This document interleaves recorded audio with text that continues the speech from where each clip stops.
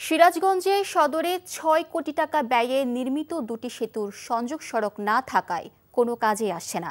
এতে জনদুর্ভোগের পাশাপাশি পণ্য সরবরাহে বিড়ম্বনায় পড়েছে কৃষকরা। সিরাজগঞ্জ থেকে শরীফুল ইসলাম ইন্নার পাঠানো রিপোর্ট। জনদুর্ভোগ লাঘবে এই দুটি সেতু নির্মাণ করা হয়েছিল প্রায় ২ বছর আগে। সংযোগ সড়ক তৈরি না হওয়ায় যাতায়াতের বদলে গোবর ও গরুর খড় শুকানোর কাজে ব্যবহার হচ্ছে এটি। দিন দিন কমে যাচ্ছে এর কার্যক্ষমতা। সংযোগ সড়ক নির্মাণ ছাড়া কেন এটি তৈরি করা হয়েছিল এমন প্রশ্ন স্থানীয়দের। কোটি কোটি টাকা দিয়ে ব্রিজ করছে, কিন্তু আমরা কোনোদিন যাইতে পারি না। আমাকে যাতায়াত করা লাগে, মাঠে আসা লাগে, আত্মীয় বাড়ি যাওয়া লাগে, কোনো দিকে জয় হয় না। ব্রিজ তো হয়েছে ঠিকই, কিন্তু এগুলা ধরেন কোনো অট্টালিকার মধ্যে পড়ে হয়েছে, কোনো কাজে লাগতেছে না।